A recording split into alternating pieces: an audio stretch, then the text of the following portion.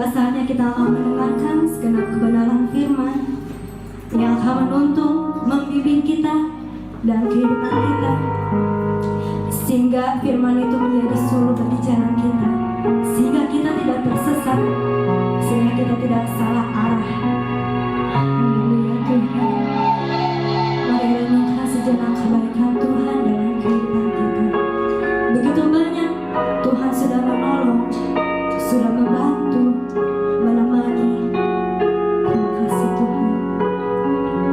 Walaupun sedikit atau banyak masalah dalam kehidupan kami tetap percaya Tuhan, Engkau Allah yang mengerti Tuhan, Engkau Allah yang peduli Tuhan, dan tak pernah sedetik pun Tuhan tinggalkan kami Tuhan.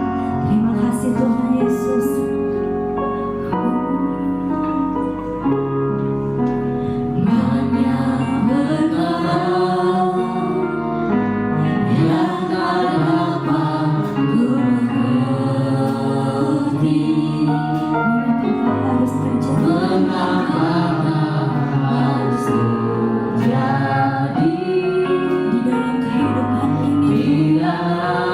Hallelujah.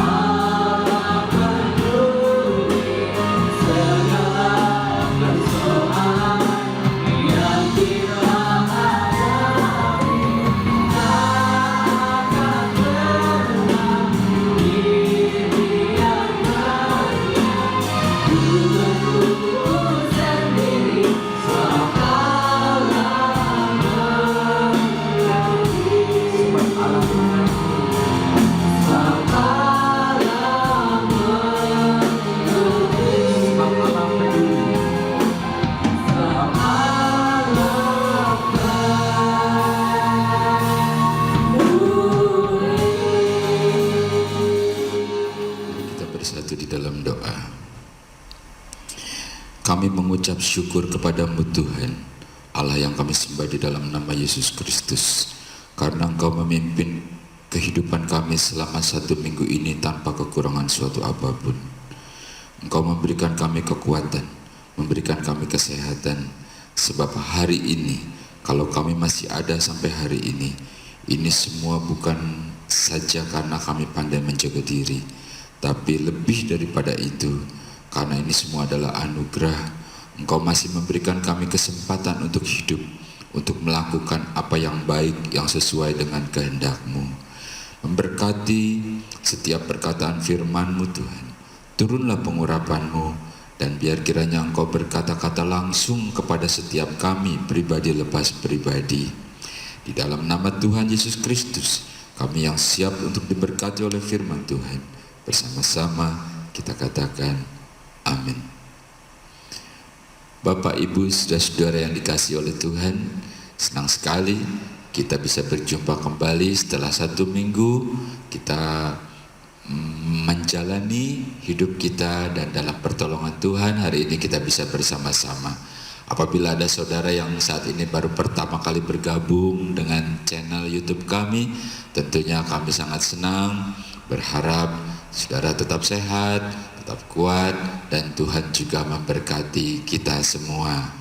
Tetap patuhi protokol kesehatan, jangan lupa sering-sering cuci tangan, pakai masker, dan juga jaga jarak supaya kita tetap sehat.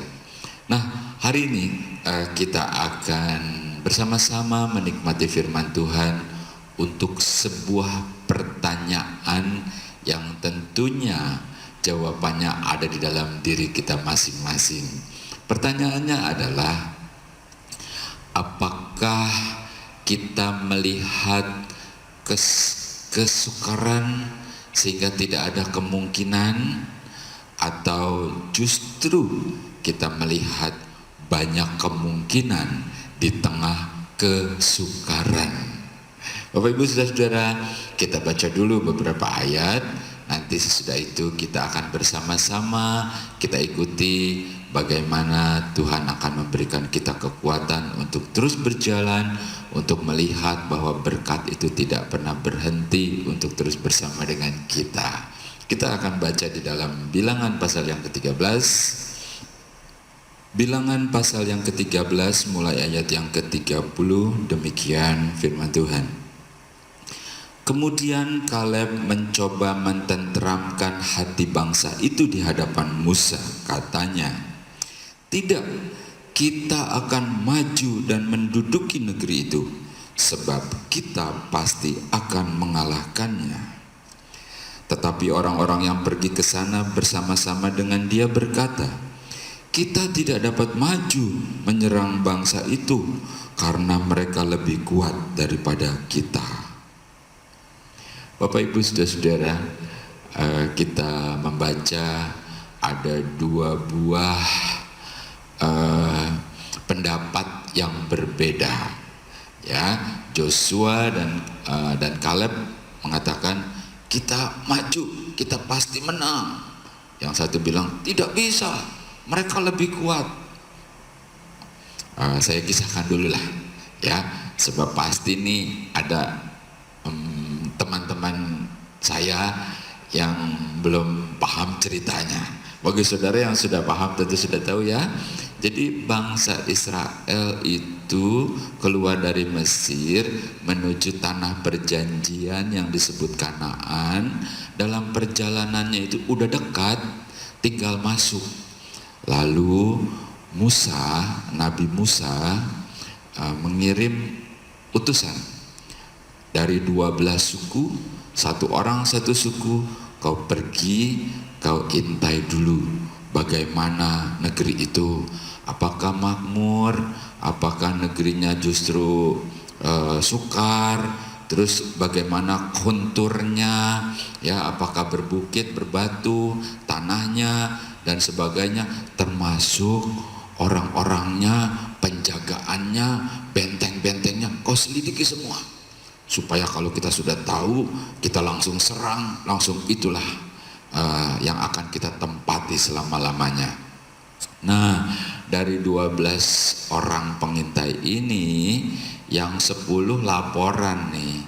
Dia bilang, wah gak bisa, itu negerinya kuat, dijaga kuat itu. Orang-orangnya gede-gede kayak raksasa, kita itu kayak belalang katanya. Dan orangnya itu orang makan orang. Waduh, ngeri. Nah yang dua lagi namanya Joshua dan Kaleb. Justru dia bilang, tidak, kita akan masuk, kita akan dudukin negeri itu.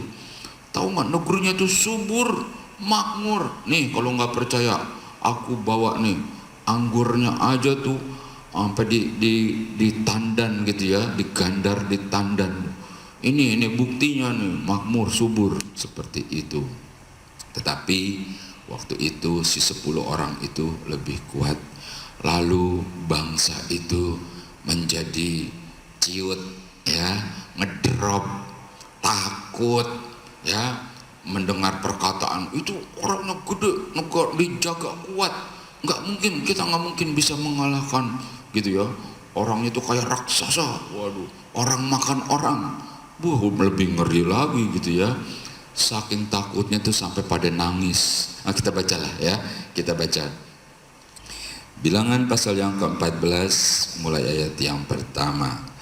Lalu segenap umat itu mengeluarkan suara nyaring dan bangsa itu menangis pada malam itu. Bersungut-sungutlah semua orang Israel kepada Musa dan Harun, dan segenap umat itu berkata kepada mereka, sekiranya kami mati di tanah Mesir atau di padang gurun ini, mengapakah Tuhan membawa kami ke negeri ini supaya kami tewas oleh pedang dan istri serta anak-anak kami menjadi tawanan? Bukankah lebih baik kami pulang ke Mesir? Dan mereka berkata seorang kepada yang lain, baiklah kita mengangkat seorang pemimpin lalu pulang ke Mesir. Bapak Ibu Saudara-saudara, setelah mendengar yang 10 orang itu ya, mereka nangis, ketakutan, ngedrop gitu ya, sebab mereka berpikir dengan apa yang mereka pikirkan, dengan logikanya, dengan pikirannya, dengan perhitungannya bahwa itu tidak mungkin. Maka mereka menangis gitu ya. Mereka mulai nyalain pemimpinnya itu si Musa dan si Harun, dan mereka mulai, udahlah kalau gitu kita balik aja, kita pulang lagi gitu. Nah, berbeda dengan 2 orang ini, si Joshua dan Kaleb ini. Mereka memang melihat dengan matanya, berpikir dengan logikanya, tetapi dia tetap beriman bahwa tanah itu adalah tanah perjanjian, tanah yang dijanjikan oleh Allah Tuhan kita.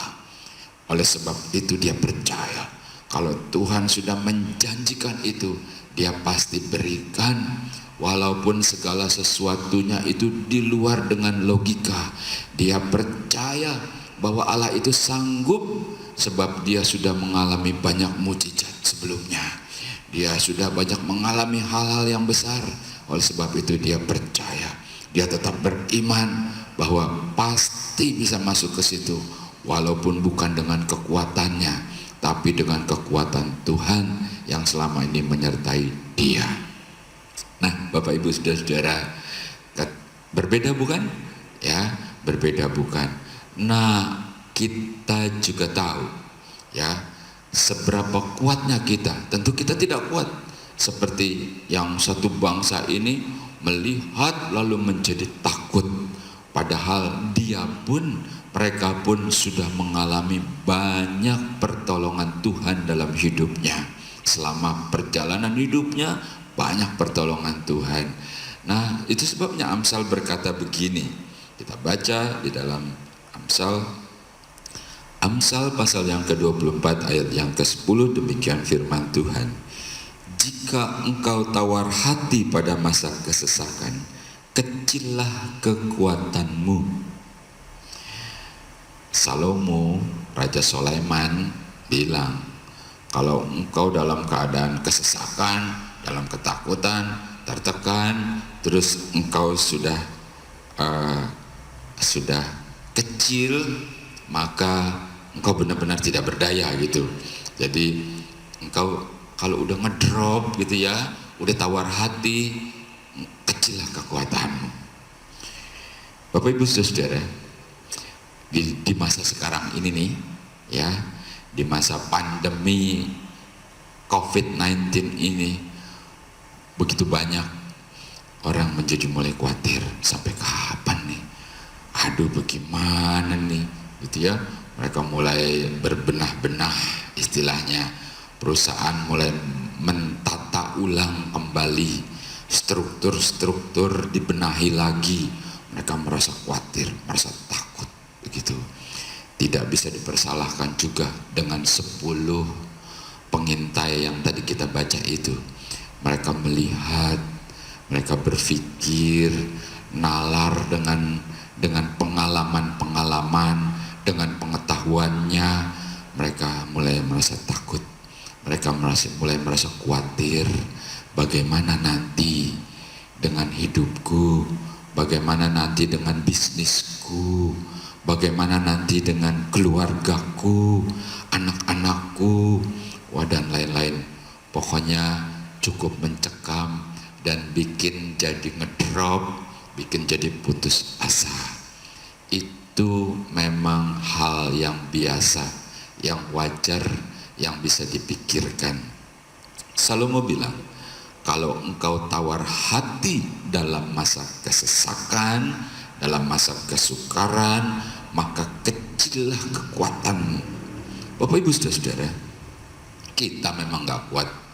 Apa-apa kita terbatas, tenaganya terbatas, waktunya terbatas, fasilitasnya terbatas, modalnya terbatas, linknya juga terbatas, semuanya terbatas. Namun dari tempat ini, di dalam nama Tuhan saya katakan, kita punya kekuatan yang tidak terbatas, yaitu Allah kita, Tuhan kita di dalam nama Yesus Kristus. Seberapa besar engkau mempercayai Dia? Kalau engkau seperti 10 pengintai itu yang berkata, tidak mungkin, menurut logika mereka lebih kuat, tidak mungkin, kita ini lemah, tidak mungkin, kita udah tawar hati, udah ngedrop, kata Salomo, kata Sulaiman, maka kekuatan kita benar-benar jadi kecil. Dan memang kita juga kecil, tetapi kekuatan kita sebenarnya dari Allah, dari Tuhan yang bisa membuat segala apapun yang di luar pemikiran kita, asalkan kita tetap beriman, kita tetap kuat. Berbeda bukan dengan 2 orang tadi, si Joshua dan Kaleb itu? Mengapa dia bisa berkata, kita pasti menang, kita bisa mengalahkan mereka? Itu karena dia berpegang pada janji Allah, janji Tuhan yang berkata, aku akan taruh engkau di tanah perjanjian, aku akan bawa engkau suatu tempat yang dalam tanda kutip berlimpah-limpah susu dan madu. Artinya tanah yang penuh dengan sukacita, suatu tempat yang penuh dengan damai, yang dimana apa-apanya jadi berhasil, begitu ya. Nah, dia percaya bahwa Tuhan Allah yang berjanji itu adalah Allah yang setia. Dia percaya bahwa Tuhan Allah yang berjanji itu adalah Tuhan yang maha kuasa, yang sudah dia rasakan. Bagaimana dengan kita? Kalau kita ada sampai hari ini, kalau kita mereview aja sedikit ke belakang, sudah berapa tahun kita hidup di dunia? Sudah berapa banyak pertolongan Tuhan yang engkau rasakan? Macam-macam. Wah, Pak Pendeta, saat itu aku sakit, aku sudah putus asa, jantungku ini nih Pak, katanya engselnya oblak. Ada yang bilang jantungku ini salurannya mampet semua. Ada yang bilang ini tiba-tiba nih, waduh, teman-teman aku bilang ini mau kanker nih, ini waduh mengerikan banget. Dan ternyata Tuhan sembuhkan. Ada yang berkata, waduh dalam keadaan kepepet, ini susah, itu susah, hampir putus asa, dan tiba-tiba ada jalan keluar. Apakah kau pikir itu semua kebetulan?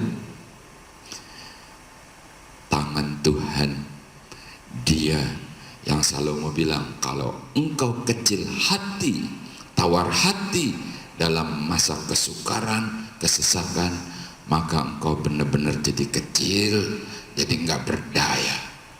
Namun kalau engkau berani berkata dengan iman, aku bisa.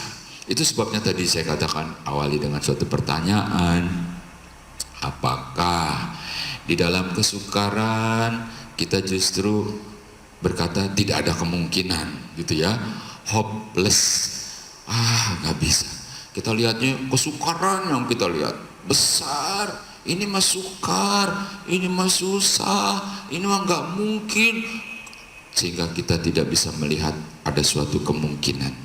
Atau sebaliknya, justru kita melihat banyak kemungkinan di dalam kesukaran itu. Sebab kita tahu kalau Tuhan izinkan segala sesuatu, justru kita akan melihat kuasa Allah. Dia bilang, aku akan menyertai engkau, aku akan melindungi engkau. Dan Allah yang berjanji itu adalah Allah yang setia. Jadi apa sih sebenarnya yang bisa kita dapati dari keadaan tadi? Bahwa yang pertama adalah kita belajar pusatkan perhatian kita pada kekuatan Allah, jangan pada kesukarannya. Jadi kalau ada kesukaran, ada permasalahan, ada halangan, rintangan, justru kita pusatkan pada kekuatan Allah. Dengan begitu kita bisa melihat bahwa sebenarnya di dalam kesukaran itu, di situ banyak kemungkinan-kemungkinan yang bisa kita lakukan. Yang kedua, ketika kita menghadapi persoalan itu, apa sih sebenarnya yang menjadi perhatian kita untuk kita bisa justru mendapat banyak kemungkinan yang kebaikan itu? Saya akan baca di dalam satu ayat, ya, dalam satu perikop lah, di dalam Yohanes pasal yang ke-9 mulai ayat yang pertama, demikian firman Tuhan. Waktu Yesus sedang lewat, ia melihat seorang yang buta sejak lahirnya. Murid-muridnya bertanya kepadanya, Rabi, Guru, siapakah yang berbuat dosa? Orang ini sendiri atau orang tuanya sehingga ia dilahirkan buta? Jawab Yesus, bukan dia dan bukan juga orang tuanya, tetapi karena pekerjaan-pekerjaan Allah harus dinyatakan di dalam dia. Bapak Ibu Saudara-saudara, saya kisahkan sedikit ya. Ini adalah kisah Yesus. Yesus dan murid-muridnya lagi lewat, tiba-tiba bertemu dengan seorang. Setelah diselidiki, ternyata orang ini buta sejak lahir. Jadi begitu lahir udah buta. Murid-muridnya nanya nih, Guru atau Rabi, menurutmu ini kalau orang buta kayak begini nih, yang salah siapa nih? Ini salah orang ini atau salah orang tuanya, sehingga anak ini seolah-olah kena kutukan jadi buta? Lalu Yesus menjawab,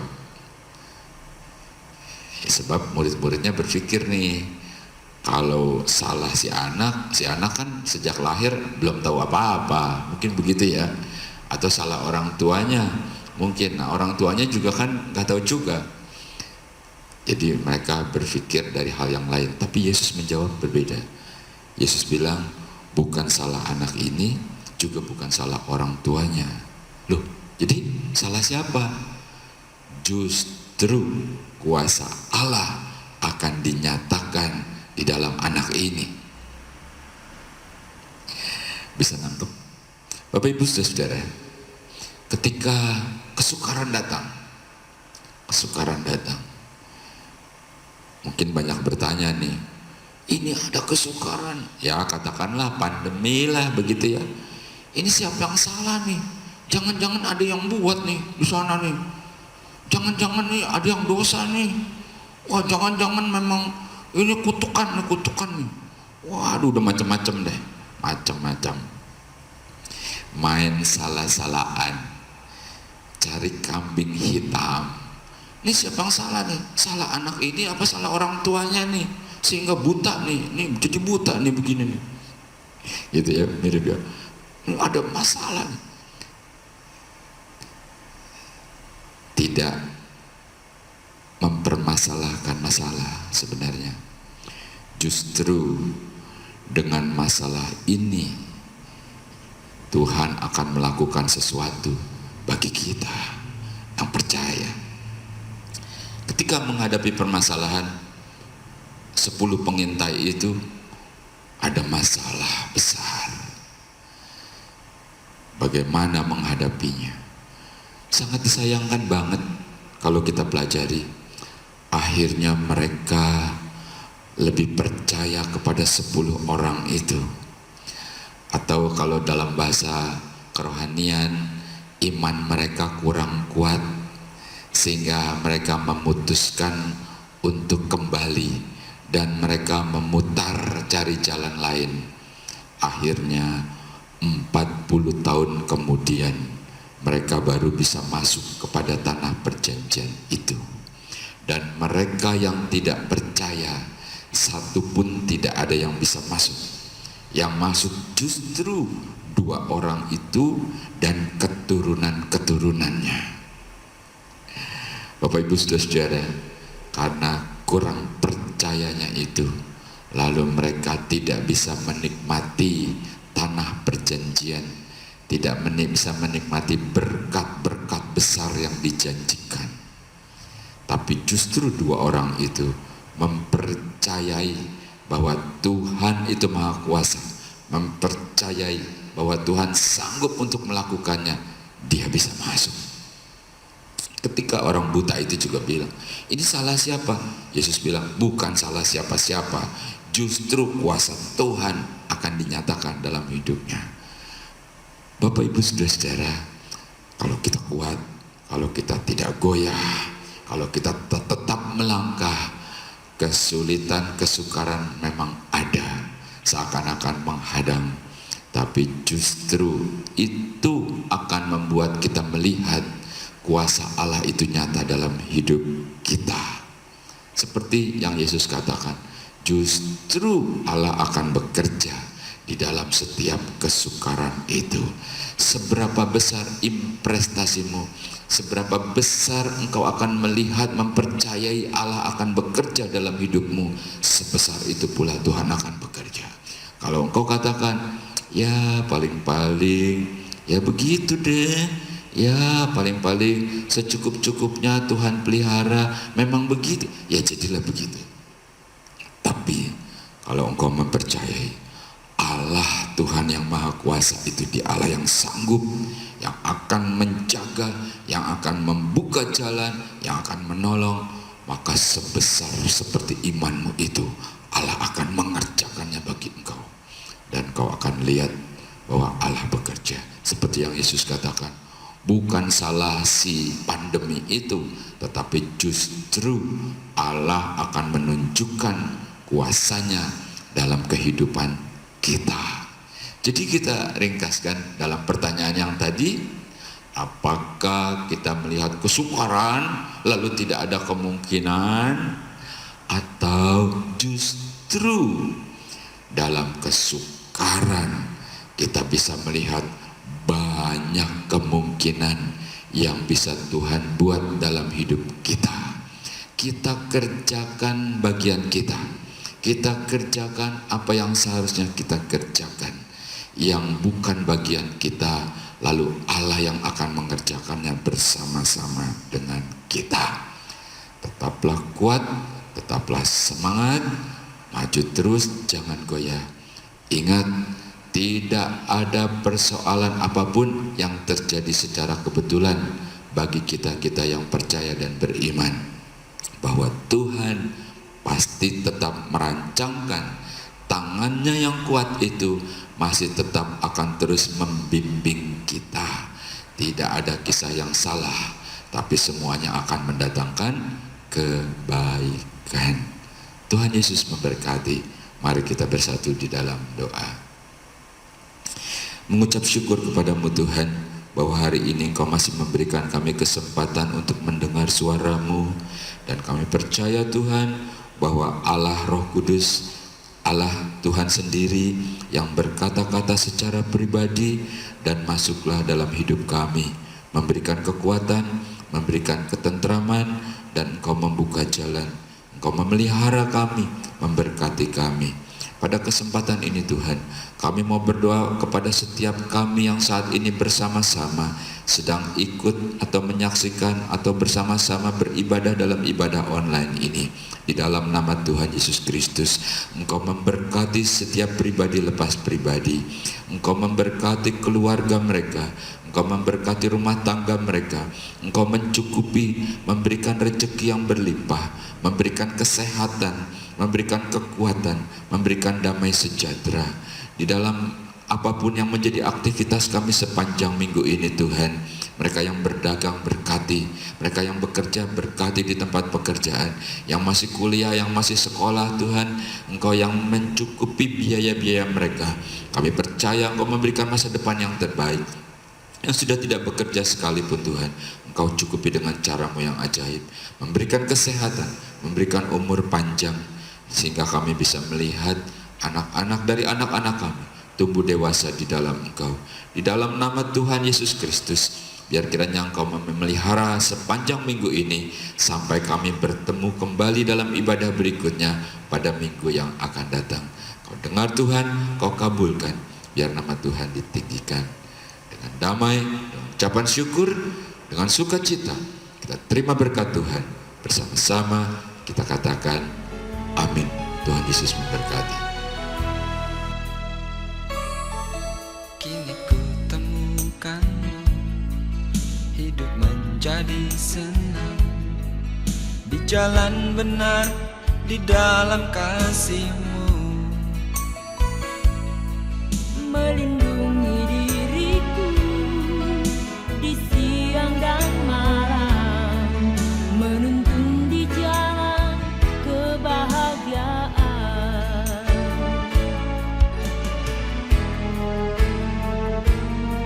Ku puji nama-Mu Tuhan dalam doaku, ku puji nama